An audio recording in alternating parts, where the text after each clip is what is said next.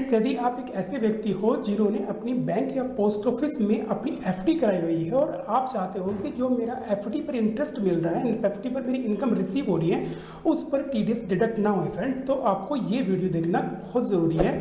आप इसे वीडियो को देखने के बाद अपने एफडी पर जो इंटरेस्ट मिलता है उस पर टीडीएस को डिडक्ट होने से बचा सकते हैं फ्रेंड्स 1 अप्रैल 2026 से पहले जब हम अपनी एफडी पर जो हमारा इंटरेस्ट मिलता था उस पर टीडीएस को काटने से बचाने के लिए फ्रेंड्स हम बैंक में फॉर्म नंबर 15H और 15G फिल कर देते थे। बट फ्रेंड्स 1 अप्रैल 2026 से ये बिल्कुल बदल चुका है। अब आपको फॉर्म नंबर 15G और 15H बिल्कुल खत्म हो चुके हैं और इनको रिप्लेस कर दिया है फॉर्म नंबर 121 ने।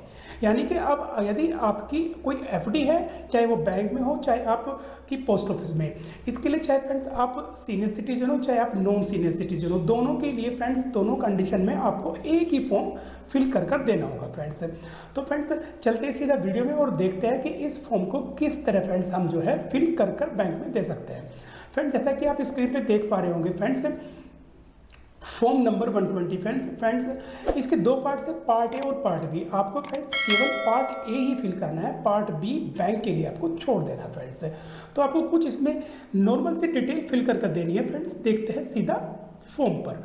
तो सबसे पहले है फ्रेंड्स पार्ट ए, और पार्ट ए में है नेम, यानी कि यहाँ पर उस व्यक्ति का नाम आएगा फ्रेंड्स जिसकी एफडी है या जिसकी बैंक में उसने एफडी ओपन कराई हुई है, या जो ये चाहता है कि मेरा टीडीएस डिडक्ट ना हो फ्रेंड्स। ठीक है, तो सबसे पहले यहाँ पर उस बंदे को अपना नाम, यहाँ पर पूरा नाम जो भी उसका बैंक में और आपकी एफडी पर नाम होगा वो यहाँ पर फिल करना है। दूसरे नंबर आता है फ्रेंड्स एड्रेस, यानी कि यहाँ पे आपको अपना पूरा रेसिडेंशियल एड्रेस जो है यहाँ पर फिल करना है। तीसरे नंबर पर आ रहा है परमानेंट अकाउंट नंबर, यानी कि जो भी आपका पैन नंबर है वो तीसरे नंबर पर आपको यहाँ पर पुट कर देना है फ्रेंड्स। चौथे नंबर क्या रहा है फ्रेंड्स स्टेटस।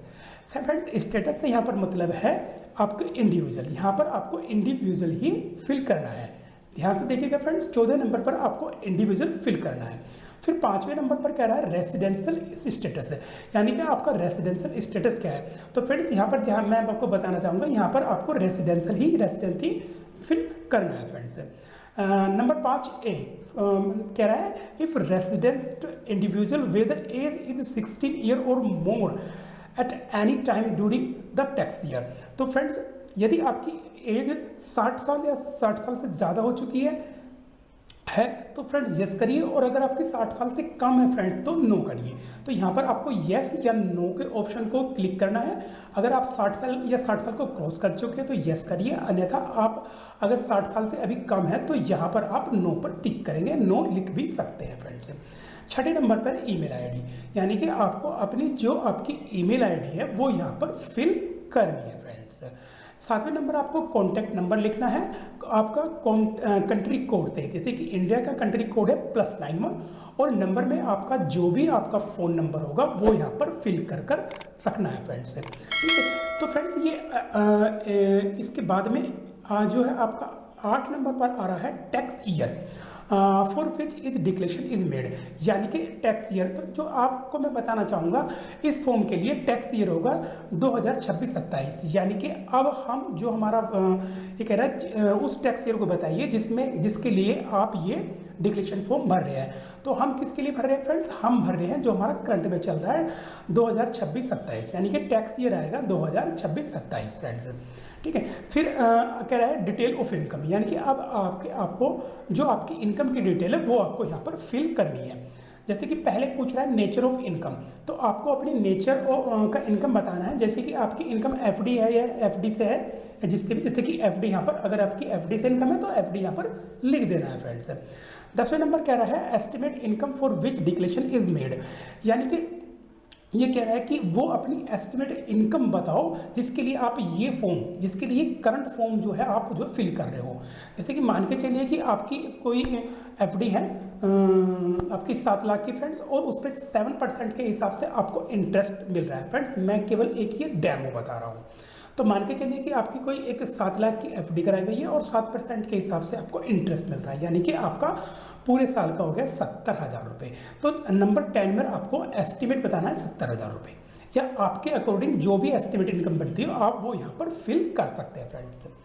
नंबर 11 पे चलते हैं फ्रेंड्स। नंबर 11 पूछ रहा है detail of form number 121 other than this form filed during the tax year if any.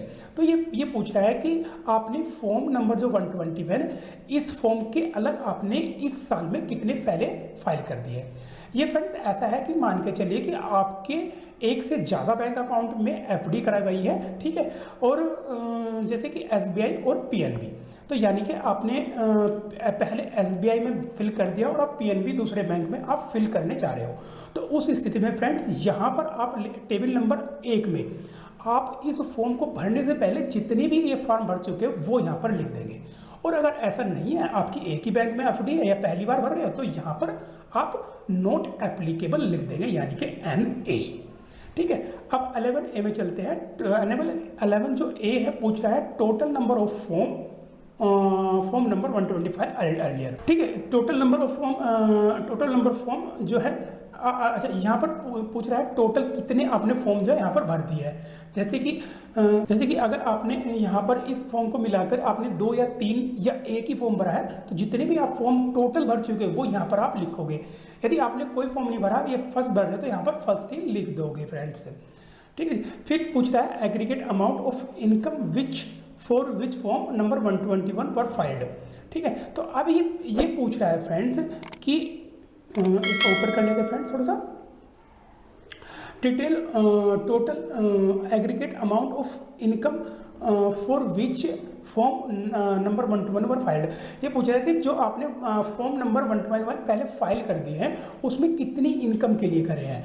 यानी कि मान के चलिए कि आपकी आप अभी अपने एक अकाउंट में एक बैंक में अपना ये फॉर्म जो है फिल कर रहे हो और इससे पहले आप किसी और बैंक में भर के आ गए हो, और उसकी जो आपकी जो टोटल एस्टिमेट इनकम थी वो 50,000, 30,000, 60,000 या 70,000 जो भी थी, आप वो यहाँ पर मेंशन कर देंगे। यानी कि सीधा सा आपको ये बताना है कि इस फॉर्म को भरने से पहले आपने जो फॉर्म भरे हैं उसमें आपने कितनी इनकम को एस्टिमेट किया है फ्रेंड्स, ठीक है। नंबर 30 पे जा रहे हैं एस्टिमेट टोटल इनकम, ठीक है। तो यहाँ पर आपको टोटल इनकम बतानी है, यानी कि इस फॉर्म की भी और यदि आप इससे पहले कोई फॉर्म भर चुके हैं उनकी सबकी मिलाकर आपको यहाँ पर टोटल इनकम को लिखना है, ठीक है। तो ये पूरा estimate total income the tax year including the income maintain in column 12, तो ठीक है जी। तो यहाँ पर आपको टोटल जो भी आपकी इनकम है वो यहाँ पर जो है भरनी है फ्रेंड, ठीक है जी। फिर इसके बाद जो टेबल नंबर 14 में पूछ रहा है detail of ITR filed for the previous 2 year. तो यहाँ पर बिल्कुल सीधा सा है कि यदि आपने पीछे से पहले कोई अपने ITR फिल करी हुई है तो आप इनकम टैक्स पोर्टल पे जाइए या जिससे भी आपने फाइल आपने कराई है उससे अपनी ITR भी एक्नॉलेजमेंट जो ले लीजिए। वहाँ पर आपको टैक्स ईयर यानी कि जिस साल में आपने भरी है वो टैक्स ईयर आ जाएगा, असेसमेंट ईयर को ही टैक्स ईयर बोला जाएगा फ्रेंड्स। टैक्स ईयर भरेंगे, उस ITR का एक्नॉलेजमेंट नंबर भरेंगे और रिटर्न ऑफ इनकम यानी कि कितनी इनकम के लिए आपने पहले 2 साल में अपनी ITR भरी है।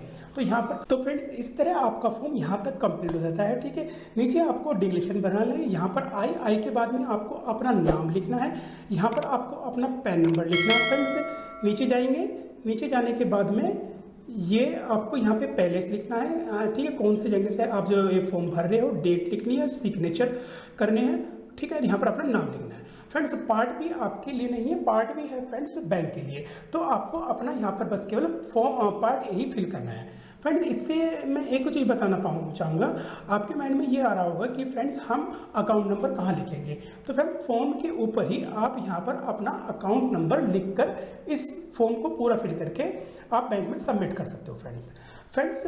यदि आपको ये फॉर्म डाउनलोड करना है फ्रेंड्स, तो डाउनलोड करने के लिए डिस्क्रिप्शन में फ्रेंड्स इसका लिंक मिल जाएगा, वहाँ से आप डाउनलोड कर सकते हैं फ्रेंड्स। आशा करता हूँ ये छोटा सा वीडियो था जिसमें आपको फॉर्म नंबर 121 किस तरह फिल करते हैं ये आपको समझाने की कोशिश करी है। और यदि आपको वीडियो अच्छा लगा है फ्रेंड तो वीडियो को लाइक शेयर तो करिए फ्रेंड, लेकिन चैनल को सब्सक्राइब करना भी मत भूलिएगा फ्रेंड। तो मिलते हैं नेक्स्ट वीडियो में नेक्स्ट टॉपिक के साथ फ्रेंड, जब तक के लिए थैंक यू।